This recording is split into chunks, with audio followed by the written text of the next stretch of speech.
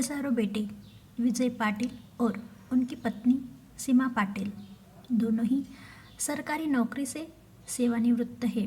दोनों की उम्र 70 वर्ष से अधिक है। उनके 2 बेटे और 1 बेटी है। दोनों बेटे विदेश में नौकरी करने गए और वहीं बस गए।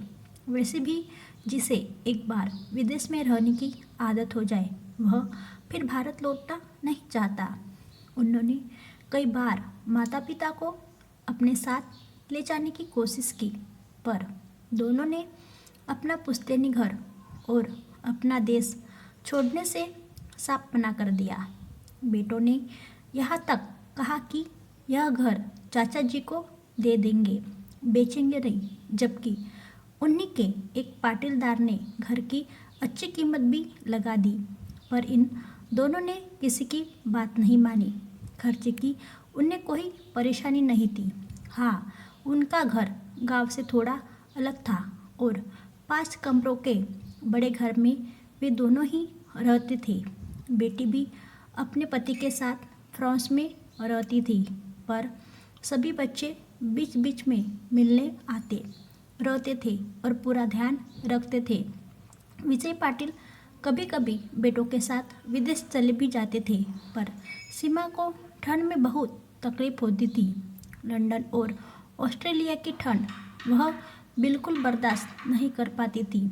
यहाँ भी जब ठंड पड़ती थी तो दोनों शहर चले जाते थे, जहाँ उनका एक छोटा सा 1 BHK फ्लैट था। पूरी ठंड वही बिताने के बाद ही वे गांव लौटते थे। दोनों की दिनचर्या बिल्कुल तय थी। सुबह उठकर पार्क तक टहलने जाना, लौटते समय फूल तोड़ते हुए आना और वहीं से दूध की थैली लेते हुए घर लौट आना, यह उनका रोज का नियम था। इस बार भी वे अक्टूबर में ही शहर वाले घर आ गए थे। यह फ्लैट उन्होंने अपनी कमाई से खरीदा पहला घर था, इसलिए विजय ने इसे कभी बेचा नहीं। उन्होंने इसे हमेशा अच्छे से संभाल कर रखा। उस समय इसे खरीदने में उन्हें काफ़ी मशक्क़त करनी पड़ी थी। तब उन्होंने यह घर मात्र 1 लाख रुपए में लिया था। आज वही इलाका बाजार में बदल चुका था। शाम की दिनचर्या भी तय रहती थी। उसी पार्क में रिटायर्ड मित्रों की बैठक लगती थी। कोई जज साहब होते तो कोई बैंक मैनेजर, लेकिन उन सब में सबसे अधिक सम्मान विजय जी का था, क्योंकि वे स्कूल के प्रिंसिपल रह चुके थे। सभी मानते थे कि गुरु के बिना ज्ञान संभव नहीं। एक रात अचानक सीमा की तबीयत खराब हो गई। उनकी सांसें तेज और अनियमित चलने लगी। घबराहट बढ़ने लगी। विजय घबरा गए। उन्होंने एम्बुलेंस को फ़ोन किया और फिर पड़ोसी को फ़ोन लगाने लगे, लेकिन कोई फ़ोन नहीं उठा रहा था। सीमा को छोड़कर वे कहीं जा भी नहीं सकते थे। तभी एम्बुलेंस आ गई। एम्बुलेंस का लड़का फ्लैट की घंटी बजाता है। विजय दरवाज़ा खोलते हैं। लड़का पूछता है, क्या हुआ अंकल, किसको परेशानी है? विजय कहते हैं, मेरी पत्नी अंदर है, उन्हें सांस लेने में दिक्कत हो रही है। लड़का तुरंत अंदर जाता है और सीमा के मना करने के बावजूद उन्हें गोद में उठा लेता है। विजय घबराकर कहते हैं, अरे यह क्या कर रहे हो? व्हीलचेयर ले आते लड़का जवाब देता है, अभी समय नहीं है अंकल, जल्दी चलना होगा। वे जल्दी से घर में ताला लगाकर निकलते हैं। एम्बुलेंस वाला पूछता है, कहाँ चलना है? लड़का कहता है, साई हॉस्पिटल, जल्दी। विजय जानते थे कि साई हॉस्पिटल शहर का सबसे बड़ा और महंगा अस्पताल है, लेकिन इलाज भी बहुत अच्छा है। उन्हें सोच में डूबा देख लड़का कहता है, आप चिंता मत कीजिए, कम पैसों में इलाज हो जाएगा। वहाँ कुछ डॉक्टर मेरी पहचान के हैं।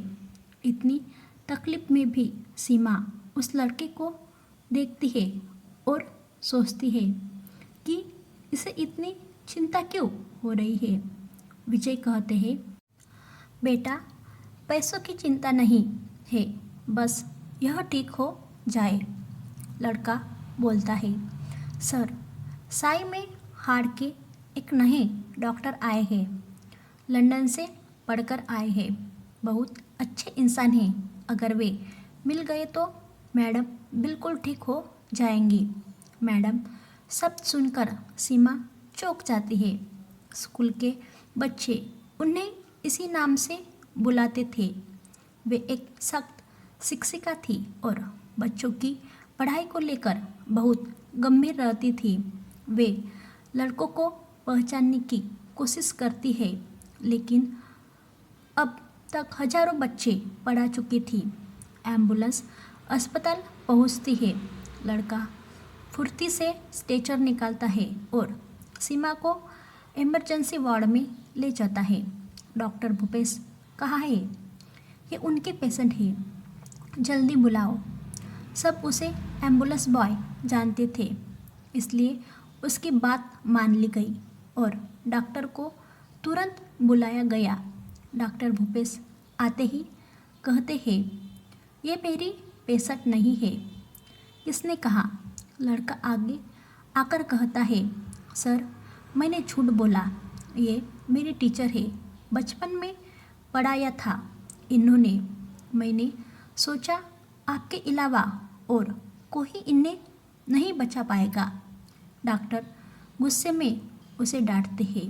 तभी विजय आगे आकर कहते हैं, डॉक्टर साहब, इस बच्चे की ओर से मैं माफ़ी मांगता हूँ। एक बार मेरी पत्नी को देख लीजिए। डॉक्टर विजय को देखते ही ठिठक जाते हैं, फिर सीमा को ध्यान से देखते हैं और तुरंत सक्रिय हो जाते हैं। नर्सों को निर्देश देते हुए और स्वयं स्ट्रेचर को ऑपरेशन थिएटर की ओर ले जाते हैं। कुछ देर बाद नर्स कहती है, आप बहुत भाग्यशाली हैं। डॉक्टर साहब के पास 1 महीने की वेटिंग होती है, लेकिन उन्होंने आपका केस तुरंत ले लिया। ऑपरेशन के बाद डॉक्टर बाहर आकर कहते हैं, आप सही समय पर आ गए, अब सब ठीक है। बाद में डॉक्टर मुस्कुराकर कहते हैं, और आप मेरे भी गुरु रह चुके हैं, इसलिए मैंने अस्पताल का नियम तोड़ दिया। विजय की आंखों से आंसू बह निकलते हैं। आज उन्हें अपने शिक्षक होने पर सच्चा गर्व होता है। वे धीमे स्वर में कहते हैं, जिसके हजारों बच्चे हो उसे किसी बात की चिंता नहीं होती है।